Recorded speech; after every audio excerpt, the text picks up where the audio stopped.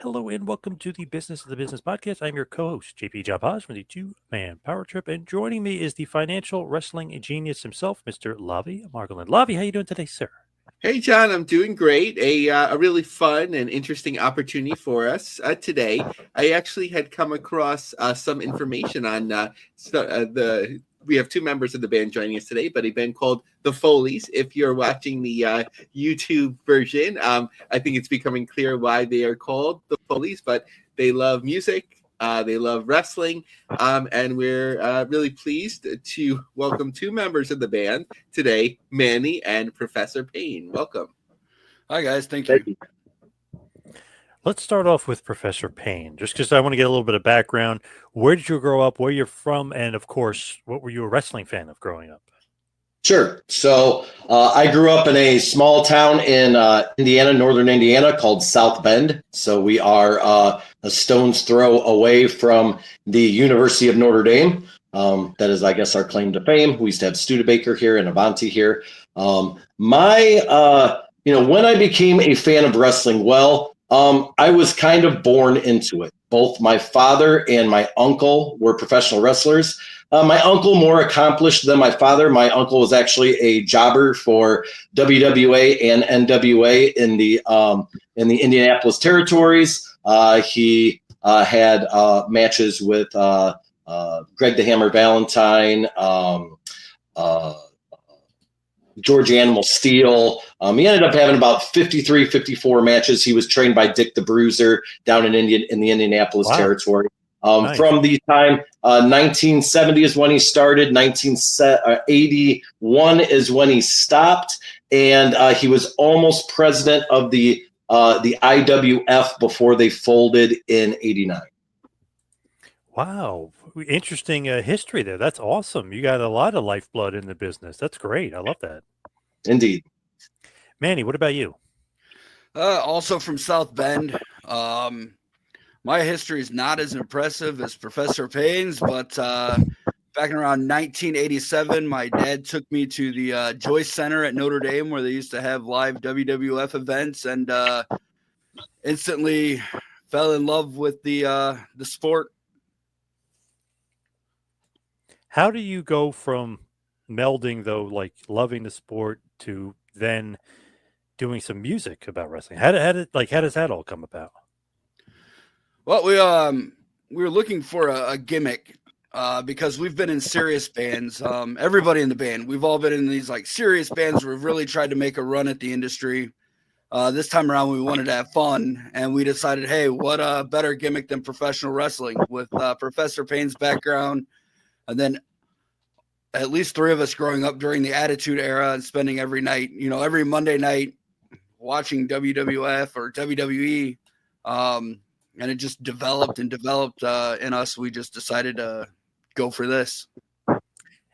It's interesting. Like, obviously the gimmick is awesome, and anything wrestling related to me, when you meld it with anything, it's awesome. But to meld it with music is obviously really cool. Professor Pain, were you a fan like growing up your whole life, or just because your family was in the business, it's like, I got to be a fan? You know what I mean? Or were you just a fan and you loved what you're saying as far as Attitude Era and things like that? Sure. I think at an early age, I was indeed indoctrinated into it. When they would come into the South Bend area or the territory, my father and my uncle were both in charge of setting up the ring, helping to promote the shows, things like that. So at a very early age, I was around it, but I found a genuine love for it. For a few years, when I was young, I kind of got out of it just because I was too far deep into it. And then I went to, coincidentally enough, the University of Notre Dame. They were showing the first WrestleMania on pay-per-view there at a building there called the Steffen Center. And my brother and I have an older brother. My brother and I, we went and we fell in love again. We fell in love with all of the hype and all of the pageantry and everything else. And, pretty much been fans ever since. So, Manny, did it start in the Attitude Era, or were you a fan before that? No, it started in the late 80s. The first show I ever went to, like I said, was at the ACC Center at Notre Dame. And my dad was talking some trash to Bam Bam Bigelow, and he threatened him with a chair, and scared the life out of me, obviously. But then we ended up backstage after the show and met some of the guys, so it was like a 7 or 8 year old kid back then. It was just like larger than life, and it just stuck with me. Man, I went to a show here at the Brendan Byrne Arena in East Rutherford, New Jersey, around that same time period, and my dad's friend was with us, and he was getting into it. Him and I and Mike Sharp almost came to blows. I couldn't believe it. It was crazy. It was a different era back then. The wrestlers got way closer and way more personal, I think. Professor Pain, are you allowed to mention the name of the well, I guess the name your dad used when he was in the NWA and stuff? Are you allowed to bring that up? Are you allowed to mention it? So I could bring up my uncle's name. My dad, he went by two. One I can't really bring up because it's too close to my actual name. But the other one, he wrestled as the Professor in WWA, being a jobber. My uncle wrestled as Mr. Indiana, also Tom Lynch was his name. He's still, to this day, I believe he's 82 or 83 years old, and he still owns and operates a small gym here in South Bend, which is dedicated to bodybuilding, powerlifting, and professional wrestling. Have you ever considered wrestling? In my earlier years, I did. Actually, my uncle talked me out of it. He said, if you're looking for money and fame and fortune and all of that, you probably won't find it there. You have about 10 years, maybe 12 years, and your knees are going to go, your back's going to go. So instead, I ended up embarking on amateur bodybuilding, and then I did a little bit of mixed martial arts as well. Manny, what about you? Have you ever been in the ring? Have you ever thought about getting in there and wrestling? I've always wanted to have a sports background, mostly through football, but it never materialized. And now I'm just too old to take the bumps, even though I kind of want to. Are you a huge Mick Foley fan? Is that what's going on here with the Foleys? Yeah. We are, everybody in the band. Mick Foley is our number one. Pretty amazing, the connection with him, right? I mean, you guys were able to hang out and play and sing with him, right? Yeah, he came up on stage with us back in October at a bar called Bonus Pints. He was doing a signing. He hung out with us for a while. Came up and sang our version of Blitzkrieg Bop, which is Elbow Drop. We have some great footage of that, and he was just one of the nicest guys ever. When that happens, right? Is that you guys setting that up? Is that him doing that organically? Like, how the heck did that all come together? The bar there had organized a signing event, and then they asked us to play. And okay. So we knew he was going to be there ahead of time. I don't think he knew that we were going to be there. And we went through the line, did the signing, and got pictures. And then we were talking after he was done, and he asked if he could come up on stage with us if we did anything that he would know. And the rest is just history. Professor Pain, what is that experience like when one of your heroes is up there singing with you? Yeah, absolutely. He was a super nice guy, super down to earth. Not only did we go through the line like Manny said, but once we got to the table, was giving us multiple group pictures, was giving us multiple signings, and was even cracking wise with us.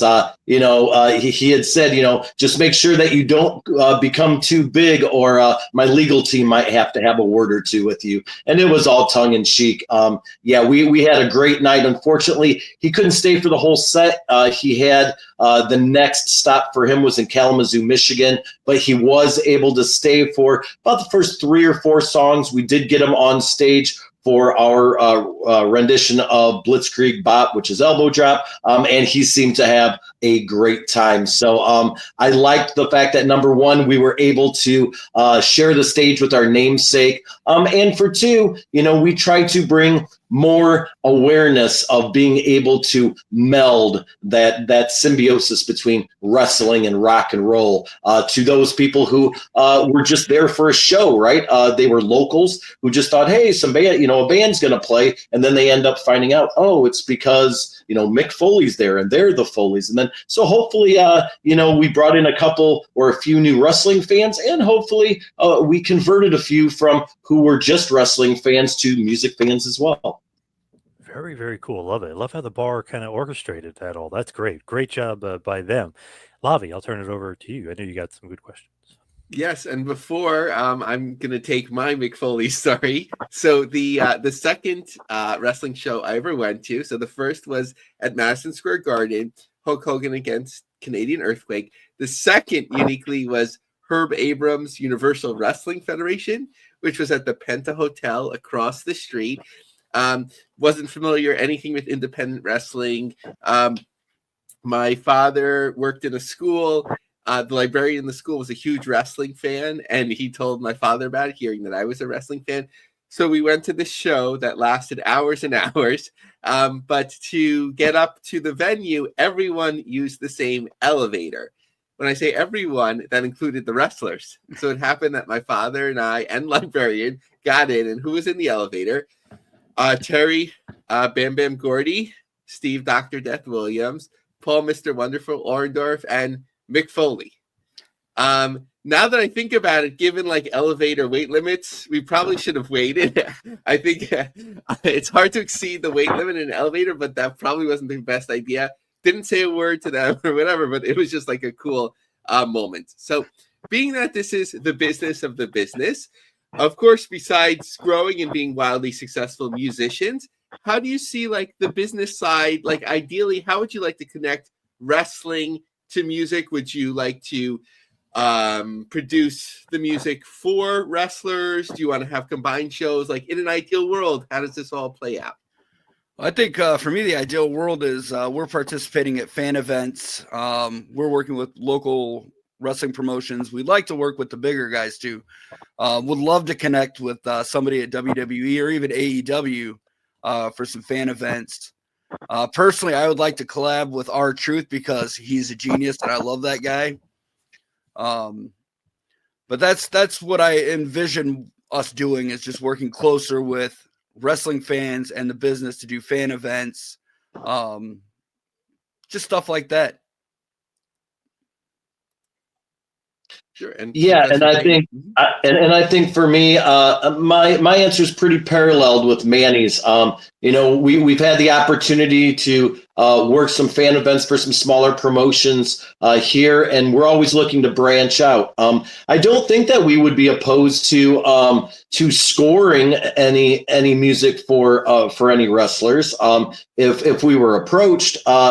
We kind of, when we had our first exposure to working with a promotion, it was just a great time. It was super fun. The crowd seemed to be super into it, and it was a good way for the wrestlers to take a quick break, right, a quick intermission, and then we were allowed to fill up that time. And we got a really good response. So we're just trying to make our way into more smaller promotions, but definitely would be interested if some of the bigger players said, hey, we have a fan setup going on, in say Fort Wayne or Indianapolis. Could you make it for intermission or something like that? We would absolutely want to, because I think that, a lot of times when you're watching wrestling and you're watching, all of the pyrotechnics and all of the lights and everything that goes along with it, it's pretty similar to how a concert is, how a music show is, right? Or how it should be. So I think it's a pretty easy transition, and I think it'd be very symbiotic for a live music group such as us to be able to make our way into those events and into the ring, to be able to, not only share our love of wrestling musically, but also hopefully to win over some fans who may not have heard of us or have even known that there is this niche genre like this that we're a part of. So not to put anyone on the spot, and I know that, everyone has different roles in the band. So if the lyrics aren't, either of your thing, that's fine. But if something comes to mind, any lyrics that pro wrestling fans would recognize and be like, oh, that's really cool to hear that in a song. Well, I think Professor Pain writes all the lyrics, and every song has some aspect of pro wrestling to it, right? Everything is pro wrestling. We're working on one right now called Bang Bang. I think will sit well with any Mick Foley fan. Yeah, I mean, in our set list, we have songs about Macho Man Randy Savage, where in a breakdown I say, the cream always rises to the top. So, of course, fans of Macho Man are going to know about that. We have another song called The Animal, which is about George the Animal Steele. We have another song about the Von Erichs. So, yeah, I mean, there is a lot of lyrics that we may have borrowed a little here or a little there from promos past and maybe have integrated them in one way or another into our lyrics. Sure. And I could speak for John possibly here also. If you ever want to name drop the best wrestling podcast out there, we won't hold it against you. We will definitely be giving you guys some shout outs on the socials, and maybe we throw something into a song. We'll turn this interview into a song. So in terms of getting out there, have you I'm sure the Midwest is most viable, an all-in type experience gathering weekend, but have you ever thought about let's jump in the van, go down to Vegas, let's just play as many gigs around, that weekend, get seen, any adventures like that? Yeah, so we're all about being weekend warriors. We actually have a bus. We have a short bus called the Hardcore Hauler that we drive around. We went our last time we went out like that, we ended up going to Louisville, Kentucky. We went to Charlotte, North Carolina? Charleston, South Carolina, a little bit further away. South Carolina. Yeah. So no, we're all about that. It's basically just trying to make sure that it fits in to all of our schedules to where we can do that. But we're actually looking at in the spring being on a radio station right outside of Columbus, Ohio, and then having 3 or 4 stops along the way, being able to play shows. But yeah, we are definitely up to wanting to get out there. And if that means a 10 or 12 hour drive, so be it. We all made sure to get our 4 hire licenses so that if we get pulled over, the law can't do anything about it. We're all grabbing passports because there's actually a really big punk scene just north of the border into London, Ontario. And that is definitely something that we would like to hit along with it's right across the bridge from Detroit. And heading down south and heading out west. We're actually having next Monday, we're having a strategic planning meeting where we're going to basically plan out all of 2025 and see how many shows we can viably pack into this next calendar year to spread the Foleys cheer to the masses. Nice. So interestingly, some of the listeners we've heard most from about this show are promoters themselves, wrestling promoters. So any advice from your travels thus far that you would like to pass along in terms of, this was something that we did that got more attention than we expected, or this was a good way of branding ourselves that might be helpful across different spheres of sports and entertainment? So we like to run promo in every town that we're going to be in through Facebook and stuff like that. So we'll use paid advertisements to promote the shows. And then we try to start discussions and comment on other groups that are in that area, their content. So we're starting conversations as much as possible, reaching out to fans in the areas. Anywhere we go, we're always trying to get on some sort of radio interview or podcast. And we're definitely seeking out other professional help too, as far as marketing and stuff like that goes, to just take the away from us a little bit and get someone with more experience in that. Yeah, and I think too, the number one thing is be over the top, right? I mean, when you're there and you are performing, really, really, really ham it up, right? Not only are we musicians, but more so we're entertainers, right? Just like the smaller promotions that are out there and having their events. Make sure that everyone is giving their all. Make sure that they are selling it. Make sure that they are going above and beyond, because that is going to be what the fans remember. They're going to remember, oh my gosh, that was such an insane show because of this, and that. And that's why usually through all our shows, I'm not really on stage for very long. I've got a wireless microphone. I run out in the crowd. I'll run up to the balconies, up and down the stage, to the bar, everywhere. I'm trying to get as much group participation as possible, because once again, we as being entertainers, we're trying to sell our brand. And I think that that's what smaller promotions are doing too. You want to make sure to try to ham it up as much as possible to leave a lasting memory with your fans long after you've left town. Awesome. Let me turn over to John. So where can everybody find you, see you, and maybe see you perform next? What's the latest on where you guys will be and where everybody can find you, social media and otherwise? Right now, it looks like our next show is going to be with Pro Wrestling Kings in South Bend on March 1st at the Century Center in South Bend, Indiana. It's a wrestling event. That's the next one that we have in the pipeline. We're taking a little bit of time off to write and rest. It was a pretty hectic 2024. Right now, our music can be heard anywhere on the internet. We prefer that you not stream it on Spotify, but Apple Music or a source like that. Spotify isn't really good to us, but everywhere else, I mean, we're streaming everywhere.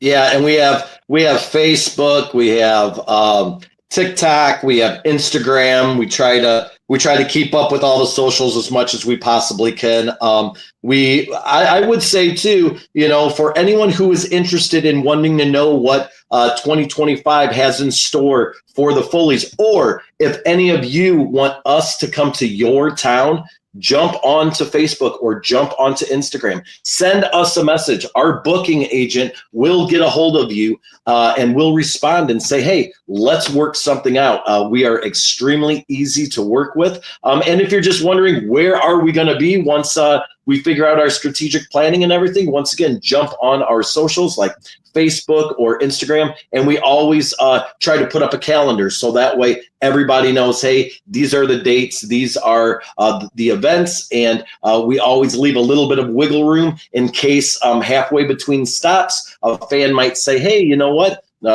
We'd be interested in hosting a small show or something like that, a layover show. Are you interested in something like that? Which we absolutely always are. So feel free to get a hold of us any and every way you can. And also, whenever you're getting a hold of us, it's always somebody in the band. So you're speaking directly with the band too. We don't let any. We have no content managers or anything like that. It's always one of us. So reaching out like the real fan experience, where you're actually talking to us.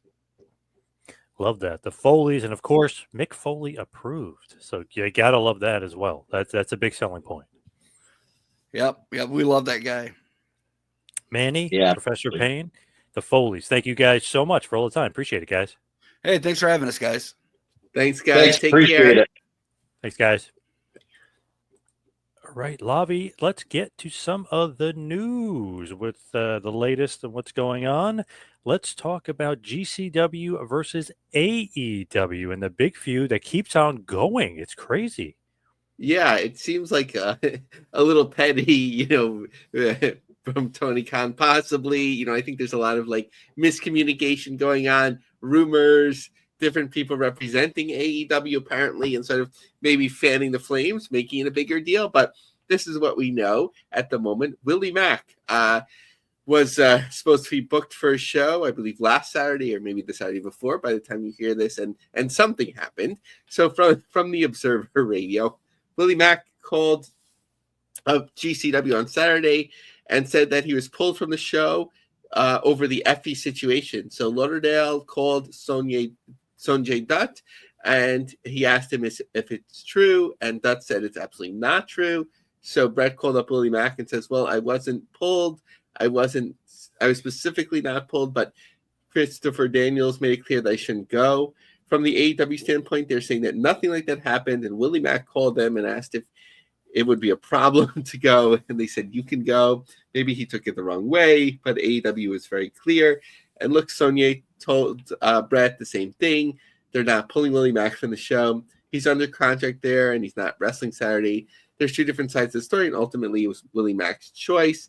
Was he pressured or just to do it on his own? We don't know.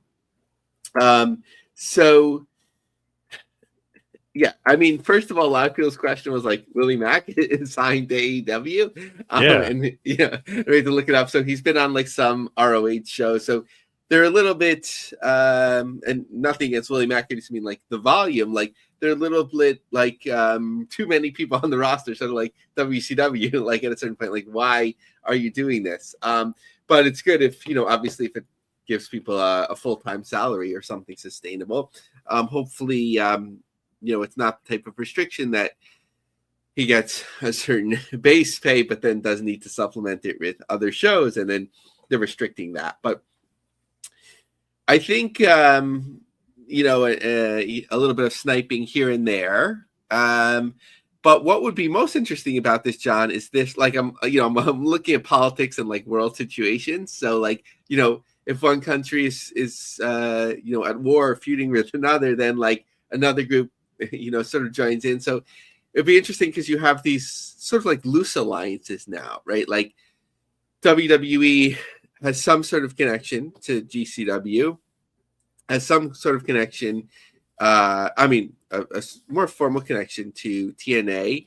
They have all of their ID affiliates now, and so on. They have, Pro Wrestling Noah. And then you have AEW with, New Japan, CMLL, those sorts of things. So, like, can we start seeing, like, it grow even more where, like, someone's like, well, you can't do GCW, and GCW just worked with Defy, so now we don't like Defy, that sort of thing. Like, to see, like, if there's more like politics to it that restricts people that are independent contractors. So that's the most interesting thing about it to me. I think like this little stuff will probably blow over or not, so that'll be interesting. But interestingly, depending on how many seats are ultimately open for Ring of Honor and for AEW, right? Both shows are sort of open to about 1,400 seats. That even though GCW is behind that number right now, it might end up being that GCW ends up having more people in the building. But it would be, when you set a high bar with 2,000 people, it would be disappointing. But also, interestingly enough, GCW is using the fact that AEW and Ring of Honor are in Hammerstein, sort of in angles, or maybe Cardona is doing it on his own. But GCW did tweet it out too. But Mark Cardona called out Jericho on GCW's show, and he vowed to defeat him and then defend the belt in the Hammerstein in January, of course. So I think, like, again, I think it does have positive effects for GCW. So it's hard to tell, like, what's really going on. But if they start restricting AEW talent, obviously that would be, somewhat of a challenge for them. Yeah, that's one of the things. Like Cardona, obviously AEW is using him to kind of screw GCW, but it could end up making him a bigger heel in GCW when he makes his return. So one of those things, like slippery slope. You think you're screwing him, you might be helping him. Yeah, and you kind of like, I guess it's that balance of like reality and art. I don't think Effie, and he sort of like walked back what he said a little bit, but I certainly don't think he intended to like hurt a business relationship if he was thinking about that at all, but more of like GCW is the underdog and whatever. But sometimes, obviously, if you say something where there's family dynamics, and the son of one of the richest people in the world, I'd imagine, without amateur psychologist, like, is always trying to prove himself and his worth, that it's not like they call it nepo baby, right? Like, Yep. so there are like sensitivities if you're in that situation. So you say the wrong thing, it's like it's a hard thing to overcome. Love that Cardona is playing like the middleman here as a babyface in AEW, and obviously he's a huge heel in GCW. And I don't know, making his position, you would say like, oh man, he's kind of ruining his position. I think he's making his position stronger. You know what I mean by doing this? Good job by him. Smart. Yeah, and his whole thing has always been like GCW is terrible. Like he's always been knocking GCW and whatever it may be, so he could like lean into that more. I like it. I like what he's doing. He's a smart businessman, which we've discovered over the last few years since leaving WWE. That's for sure. Very, very smart. And he'll be making double the money. Obviously, he's working all those shows, so he's going about it the right way. Yeah, sure. And it's sort of like, I know he's been, sort of talking about wanting to land like a full-time contract and so on, but sometimes it is like to be the standout of the independents, there's a lot of opportunities there. Obviously, he's sort of like, maybe he's taken that as far as he could go, but maybe not, right? Like if you can now not only be the independents, but connect to one of the major promotions and get that money too, it's all good. What is going on with NXT? What's the latest?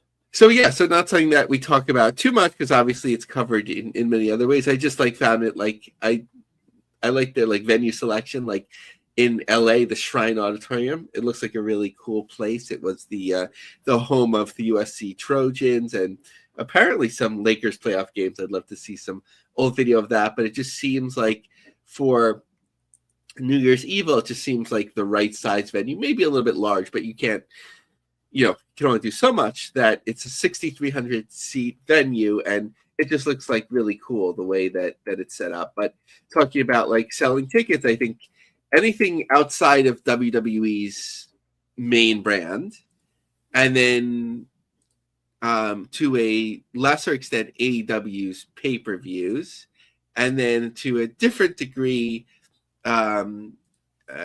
TNA's major events, it's just hard to sell tickets. So I think we're even seeing that with NXT and Lowell, which is obviously the place that they wanted to be, was the Hammerstein Ballroom. That they've just sold 1,000 tickets for that. It's a 1,700, 1,800 seat venue.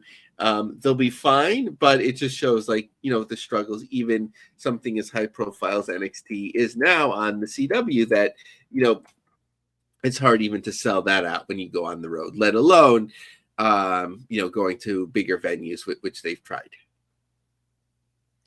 So when you're looking at obviously what's going on with NXT, do you think that them doing these other bigger shows is actually, like when they go to Lowell or whatever, do you think that that's actually, I don't know, helping them or hurting them? Because it feels like sometimes the crowd maybe not as big as you would expect. You know what I mean? Like for a WWE brand, quote unquote. I think it's good to switch it up, like from a television perspective. Like it kind of gets a little stale to be in the same studio or venue every week. I think they've done a wonderful job of like building out what they're doing there in Florida, but it's interesting to have it be in different places. And I think that, not all the time you're going to hit, but like running Lowell is the type of place that I would run if I was going to do that every once in a while. And the biggest, highest profile shows, that would be the type of venue that I would do. So it's worth the risk. You can play around with it a little bit. You have to be careful a little bit how much you comp, but to fill up Lowell, I guess we're nearly there. And maybe for some people, the first time they're hearing this, we're already there or have been there. But if you need to comp some seats, you can do that and fill up the rest, without too much trouble. But you have over 1,000, you shift around some of the seating and so on, it could look pretty good on television. What's going on with the NWA?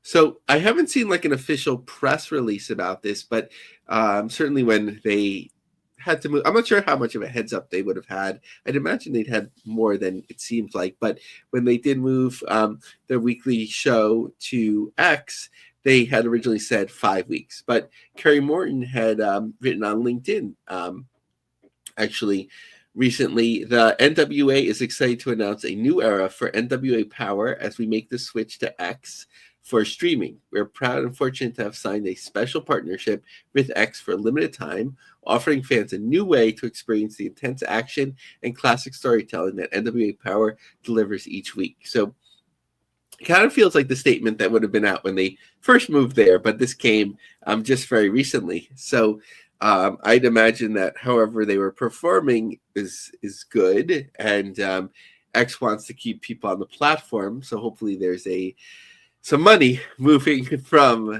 X to NWA, or maybe it just works for them in terms of like getting more of a spotlight or promotion. So no one's really talking about that much, but for the show in Dothan, certainly when they planned it, I don't think they had any knowledge of Saturday night's main event, but trying to draw somewhat of a casual crowd to a somewhat larger venue than typically they run. Ticket sales were challenging before, and that certainly couldn't have helped.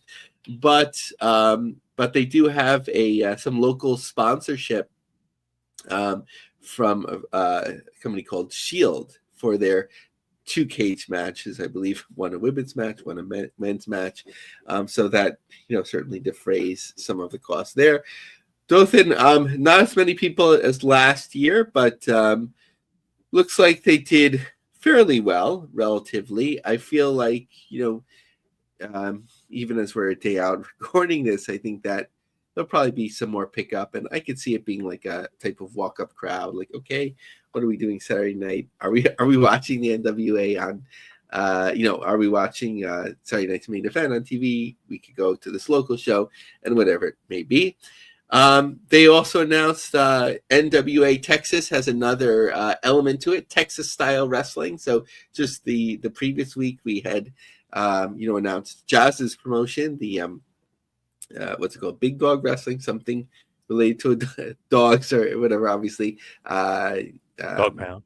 The Dog Pound, Big Node, right? Her husband. That's his gimmick. So they're building out Texas, which is all good. I think it's nice, like if you're a small promotion, to be affiliated with the NWA. Like it might be the coolest thing in the world for some people. But at the end of the day, where is Corgan getting to? I'm not sure, because during the Howard Brody days, like this was the NWA, right? But with more promotions. And it just like sort of grew and grew, like not necessarily in terms of popularity, but by the time Corgan took it over, there was a ton of promotions that just had an NWA name and kind of said like, no, we're not going to do it this way anymore, and sort of like brought it in house, and then very slowly and now in the last year has been accelerating it a lot, like sort of like building out to these promotions. But it's it has as much resonance now basically as when Howard Brody had it. I think like, of course, with Billy Corgan, like he's able to get a lot of publicity, but it's hard to tell where is the NWA going, if anywhere. But obviously having the money, it doesn't have to go anywhere. This can be a hobby, but in terms of a business, it's hard to tell. Like, okay, like what are the next steps? How do we grow from here? So what about TNA? I feel like there's always so much going on. There's one step forward, one step back, but then now they're kicking ass and taking names, but then they changed leadership. Yeah, I was about like, besides trying to finish my schoolwork, I was going to write an article about like what a stellar second half of the year business-wise that TNA had. And then they sort of like dropped something else in here, which would have been the lead story if I would have moved my notes around, but we have some time to talk about it. Carlos Silva named president of Anthem Sports Group, a multifaceted sports and entertainment executive with more than 30 years of industry experience. They'll be overseeing the growth, the development, and the distribution of popular Anthem properties, including TNA, Invicta, Fight Network. He'll report directly to Len Asper, Carlos Silva is an incredible addition to our team, and his vast wealth of knowledge and experience in sports and television makes him the perfect choice. Throughout his career, he's overseen tremendous growth, and so on. From Len Asper. Anthem Sports' diverse offering represent a wide range of exciting opportunities with Invicta and TNA and the Fight Network. So who is Silva? He has led and grown many sports and media properties throughout his career, including World Series of Fighting, Professional Fighters League, C360, World Team Tennis, Barrett Jackson, which is the racing, Universal Sports Network, which was sold to create the Olympic Channel. And it's interesting that he was actually just announced like a few months ago as a partner and president of 76 Capital Sports Advisory, and will continue to be part of that partnership.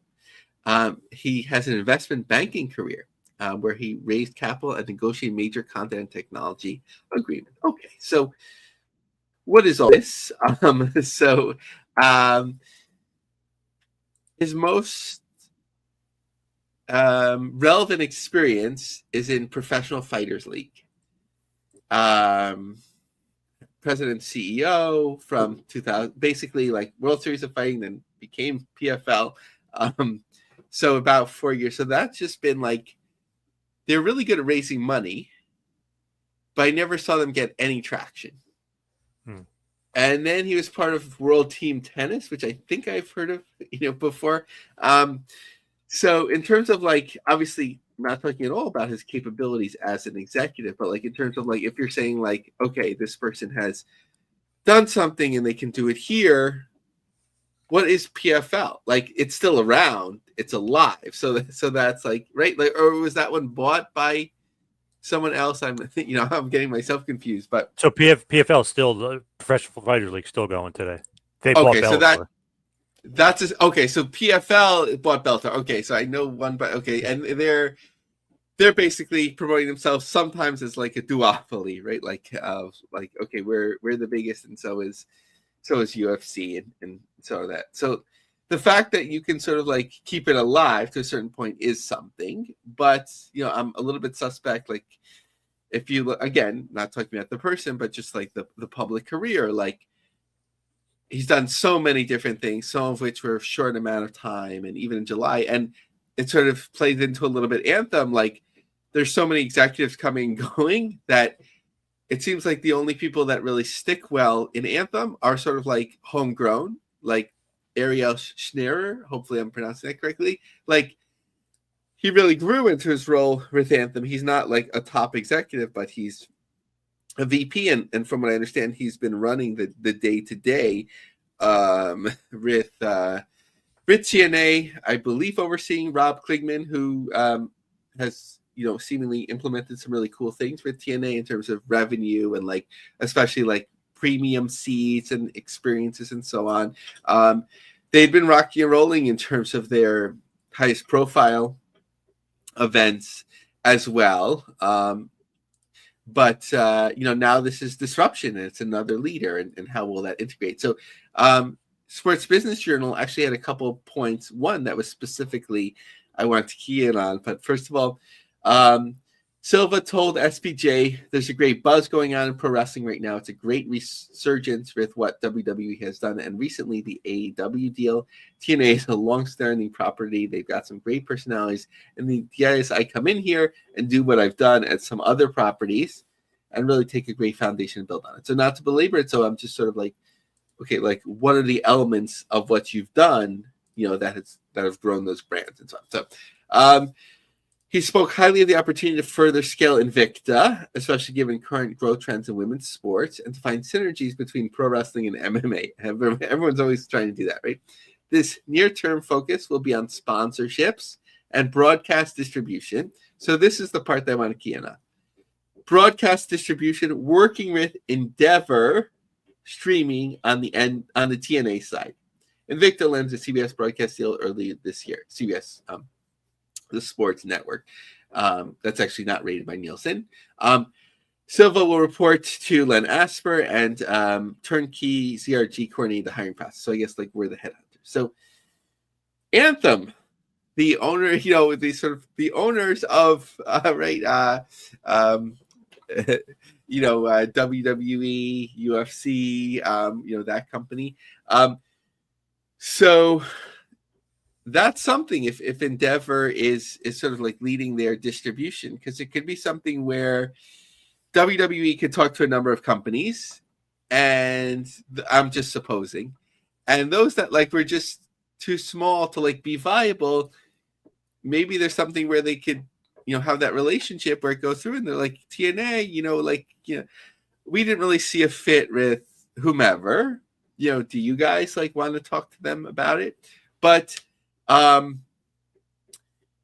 Endeavor's like distribution deals and so on have been more on the streaming side, the fast side, and that's somewhere where TNA is already really strong. So I'm curious about that. Interestingly, having a new leader, it does give more leeway to like look at this like massive ticket on sale date, which I think is the 20th, where if New York, which is 17,000 seats, and LA, which is 10,000, but it's lower stakes because it's more of like, it's not like a major arena, even though it's in a major market and a large venue that you sort of look at and be like, you know what, we didn't get off to the best ticket sales. I'm not the one that came up with the idea, so let's cut this now, in terms of fiscal responsibility. But so that's in terms of new leadership. So the jury is out. Curious about that. But in terms of going for the right size venues and finding success, that's really been the wins for TNA. So double sellout in Atlanta. And yes, some people could be like, okay, it's a small venue and so on, but GCW just did, I think WrestleTix had it about like around 250 tickets. Heels Have Eyes got a lot of buzz, but they just announced like tickets on sale basically a week and a half out. So that didn't sell out. I don't know how far away it was from a sellout, but I got a screen grab, once the show had started and there were still, whatever the maximum number of GA tickets I could look at were available. Somebody enterprising has one GA seat for TNA on its second day on the 14th, and they're trying to sell that for $93. So, market scarcity, right? That's usually, I think, like a $30 or $40 ticket. Curtis Colwell in Dallas, right? There was a lot of like buzz to going into like not a huge building, but a nice size building that I believe New Japan and AEW has run. So they have a small reserve section, and then most of it is GA. But even in the reserve, there's still like front row tickets. But part of that is that I think they're tying that into like ticket packages, where for $599 you get to have pizza with the Hardys and Nick Nemeth. You get a backpack. You get to get there early. You get a chair. You get barbecue with Jordan Grace, whatever it may be, like a full fan experience. So just because they haven't sold front row doesn't mean that ticket sales are especially slow, because seats behind that are still available. But, be really curious to look at. So I think our first bellwether test is this massive online sale date. How do ticket sales go, and how does TNA management respond to that? What about New Japan Pro Wrestling? What's the latest with New Japan? What's going on with Strong Style Evolved?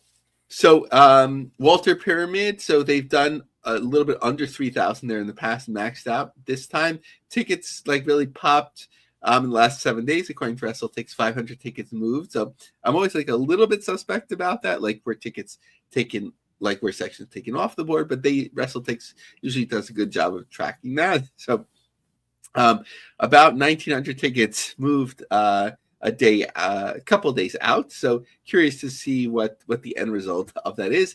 If you could do over 2,000 tickets and you're, not WWE, not AEW these days, I think that's a win. It's just, all of the opportunity costs, flying people in. I know the West Coast obviously is much closer to Japan. It's still very far. The cost of the tickets and all that sort of thing. And not using that time in Japan. Obviously, it's a quieter time ahead of the January New Year shows. And then January 11th, now they have a bit of time, but it's less than a month away. 917 tickets distributed for a venue that can hold up to 2,145 in San Jose. How about GC Dub? We're talking about them so much. Let's recap GC Dub. Yeah, so just a look at a couple of things. The weekend is upon us as we're recording this. So, not to belabor it, but ticket sales are slow. So, in Arizona, the first day, second row ringside is nearly sold out, but still available on the day of the show. And LA, one of the most solid venues. Third row ringside has 10 or more tickets. Fourth row ringside has 10 or more tickets available. So I don't know if we could chalk that up to Saturday night's main event effect as well. But even their strongest market that had been an automatic sellout, is struggling. Now let's do some quick hitters, some here and there, as you like to refer to it. What else is going on in the world of wrestling? So Heels Have Eyes, we actually covered that already. That was not a sellout. There were still GA tickets available. Something that I love, like the local television distribution, even if it's not the most important thing in wrestling anymore. But Below Zero Wrestling in North Dakota is announced a deal with BEK TV across the whole state. So all of the different potential television platforms and markets in North Dakota. Now they're fully covered with BEK TV. JCW, so Juggalo Wrestling, they're having their Deck the Jaws live show on Triller TV, a pay-per-view event, and it's free to attend for those that bring a new toy, coat, and food. This is, of course, taking place from the Majestic Theater in Detroit. So everyone go check that out. JCW Juggalos are for the kids, and of course with our friend Violent J. Next, talking about television distribution, All Caribbean Wrestling, which is making some waves there in the Caribbean. Tempo Networks, which has limited distribution here in the United States. Actually, on my system, Optimum, but it's on a premium tier. So very limited capability, but Tempo Networks is in the Caribbean. So good for them in their home market, but a little bit of distribution here in New York as well. Love that. A lot of good wrestling stuff today. A lot of good stuff with the Foleys, who are a great band. Thanks to them. But let's wrap it up and head towards the plugs. You can follow me on Twitter and Instagram at 2Man Power Trip. Lavie, where can everybody find and follow you? Sure. Follow me on X, Lavie Marg, LAVIE-MARG. Check out my long-form articles on LionCubJobSearch.com. Join our group, The Business of the Business, on LinkedIn. We are the official business podcast of PW Ponderings, and we are distributed by the Creative Control Network. Good stuff. Lavie, are you going to be going to AEW or ROH or... So definitely not ROH, unfortunately, because it's a Friday night. But AEW will be like a game time decision. I have wanted to see them for a while. I'm not that intrigued by the current product. Probably the least intrigued of their years of existence. But the Hammerstein Ballroom is always a draw for me. So it might be a game time decision depending on tickets, how they're available, how I'm progressing with my doctoral research, so I don't miss a day on that. How about you, John? I actually am more inclined. I'm not sure with schedule and all other stuff going on. I was actually more inclined to go to GCW than AEW or ROH. Although a buddy of mine said, "What about ROH?" And I said I would, but I kind of leaning towards GCW right now. Yeah, GCW is definitely on my radar still. I'm kind of a little bit in the middle. Sorry, Brett. I want to go, but I only want to go if I have good seats, and good seats are still available, but they're kind of expensive. Not like ridiculous, but like kind of expensive. So I kind of want to know, I guess the matchups are coming out, but I want to know what's that prime match that's really going to what's the main event? Yes. Put me over the top. Yeah. Yep. So I know that there's there's that homegrown main event, right? We know Mansour is going to be defending the belt against Effie, and whoever wins Effie and Alley Catch, and you might have a very homegrown GCW moment where these stars of the promotion, like they finally win the big one, and it's like retribution because Effie, lost against Jeff Jarrett and all that, so it's a potential great story. But like, I think you do need that like outsider match that is going to draw people in. So maybe like Cardona does come in with the belt, and maybe they are working together, and then Jericho comes into GCW. I don't want to create any unreal expectations or whatever, but like, I think there has to be something like that too. Good point. Good point. But thank you, everybody out there, for listening. See you right back here next time for the next Business of the